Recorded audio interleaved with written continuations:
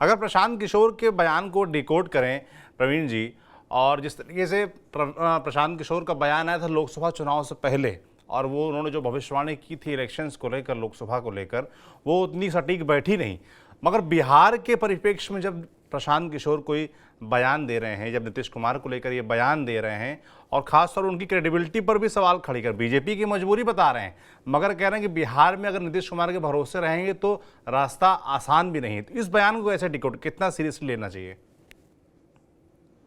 देखिए, प्रशांत किशोर ने जब अपना अभियान शुरू किया था जन स्वराज बिहार में, तो उस समय नीतीश कुमार ने ये पूरी कोशिश की थी कि वो फिर से आ जाएं, जदयू के साथ काम करें मिल करके। मगर प्रशांत किशोर इसके लिए तैयार नहीं हुए, और उन्होंने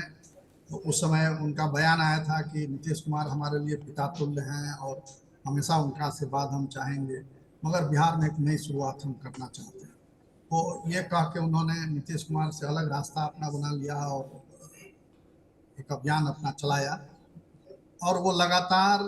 भाजपा के खिलाफ, जदयू के खिलाफ और राजद के खिलाफ, बिहार में जो स्थापित पार्टियां हैं उनके खिलाफ वो बोलते रहते हैं।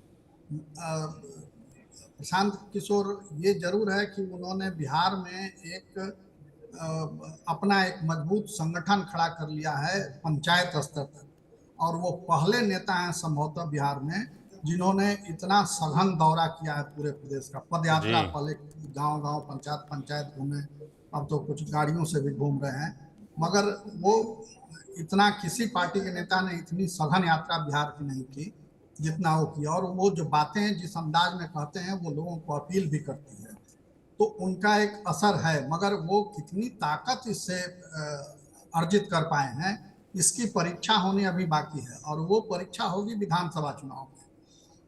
तो बीच बीच में वो कुछ ज्यादा भी बोल जाते हैं जो गलत साबित होता है। जैसे लोकसभा चुनाव के पहले उन्होंने कहा था कि 5 से ज्यादा सीटें नहीं आएंगी जदयू को, मगर जदयू को 12 सीटें आ गई। तो जिसके लिए वो जाने जाते हैं कि चुनावी गणितज्ञ हैं, विशेषज्ञ हैं और स्ट्रेटेजी बनाते हैं, उसमें उनका आंकड़ा फेल कर दिया। हालांकि बंगाल के चुनाव में उन्होंने जो कहा था कि 100 से ज्यादा सीटें नहीं आएंगी भाजपा को, भाजपा चाहे कुछ भी कर ले, तो वो बयान उनका सही था, वो आकलन सही था, क्योंकि वहाँ वो जमीन पर काम कर रहे थे। मगर पता नहीं बिहार में उनको क्या हो गया कि उन्होंने 5 सीटें बता दी, और उसके दुगना से भी ज्यादा सीटें जदयू लेकर के आई है। तो राजनीति जब कर रहे हैं वो, तो आंकड़ों के साथ भी हेराफेरी हो जा रही है, ये स्वाभाविक है। मगर ये है जरूर कि अपनी एक ताकत उन्होंने बनाई है, और बिहार में लोग प्रतीक्षा भी कर रहे हैं कि एक तीसरी ताकत यहाँ बन के उभरे, सामने आए। क्योंकि जो जदयू, राजद या भाजपा, ये तीनों जो पार्टियां हैं उनको लोगों ने टेस्ट कर लिया है, और वो बिहार के लोगों को कोई एक नया बिहार नहीं दे पाए, बिहार को आगे नहीं ले जा पाए, जो बिहार की मूलभूत समस्याएं हैं उसको सॉल्व नहीं कर पाए। तो इसलिए बिहार के लोग अब इससे छुटकारा पाना चाहते हैं, वो जगह लेने की तैयारी में है प्रशांत किशोर, और इसी के लिए वो संघर्ष कर रहे हैं। वो भी समझ रहे हैं कि एक जगह है जो खाली है और उस जगह को हमको भरना है। अब वो कितना भर पाते हैं, कितना सफल हो पाते हैं, ये तो जब वो चुनाव के मैदान में उतरेंगे देखने वाला होगा, अभी तो पता भविष्य के तो ये देखना होगा, अभी थोड़ा इंतजार करना होगा कि प्रशांत किशोर जो कह रहे हैं और उनकी बातों में कितना दम है। बिल्कुल सुजीत जी, यही सवाल मेरा आपसे भी है कि जैसा प्रवीण जी ने कहा कि प्रशांत किशोर उस गैप को भरने का प्रयास कर रहे हैं, एक थर्ड फ्रंट के तौर पर खुद को पेश करने का प्रयास कर रहे हैं, एनडीए और इंडिया गठबंधन के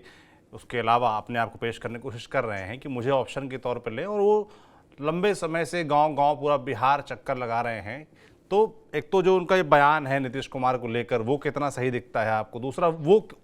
और उनके बयानों को और उनको खुद को जनता कितना सीरियसली ले रही है बिहार में? देखिए सौरभ जी, ये जो है बिल्कुल सही बात है कि ये काफी वक्त से अपने सारे राजनीतिक जो संगठन उन्होंने तैयार किया है, उन्होंने पूरी तरीके से फोकस किया हुआ है बिहार की राजनीति के ऊपर। और अगर उसको भी थोड़ा सा अगर आप और क्लियर करना चाहते हैं तो आप ध्यान देंगे तो आपको पता चलेगा कि उन्होंने एक जगह विशेष को बहुत अच्छे तरीके से फोकस किया हुआ है।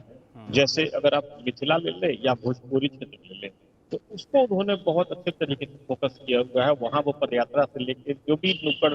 बातें सभाएं करते हैं, लोगों से इंटरेक्ट करते हैं, बातें करते हैं। देखिए पीके जो है जिस तरीके से जो उन्होंने बातें कही हैं नीतीश कुमार को लेकर के, वो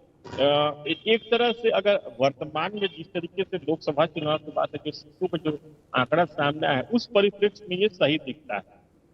आदरणीय प्रवीण सर ने भी बहुत अच्छी बात कही, क्योंकि देखिए प्रासंगिक तो ये है कि नीतीश कुमार, जैसे कल भी हम लोगों ने डिबेट में एक जिक्र को था तो मैंने कहा था वो बिहार की राजनीति के फिनिक्स है, और वो फिनिक्स जब है वो प्रासंगिक बने रहते हैं चाहे वो जिस स्टेज पे रहे, और उस स्टेज को कोई इग्नोर नहीं कर सकता है।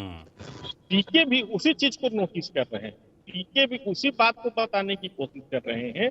कि नीतीश कुमार को बनाए रखना बिहार के बीजेपी के लिए मजबूरी। देखिए बिहार बीजेपी की जो लोकल यूनिट है, जो प्रवीण सर ने भी इसका जिक्र किया, ये पब्लिक डोमेन में है। बिहार बीजेपी की जो लोकल यूनिट है ये दो भागों में स्प्लिट है। एक धड़ा जो है बिल्कुल नीतीश कुमार को लाइक नहीं करता है, एक धड़ा उनको साथ लेके चलता है, लेकिन यहाँ पर धड़े की बात पीछे हो जाती है और सत्ता की बात सामने आ जाती है। अब सत्ता की बात सामने आती है तो सारी बातें गौण हो जाती है। अब रही बात पीके की, तो पीके ने जिस तरीके से माइनरली ये बातें कही हैं, भले ही उन्होंने कटाक्ष के रूप में कही हो, उनका शैली बिल्कुल गवई हो,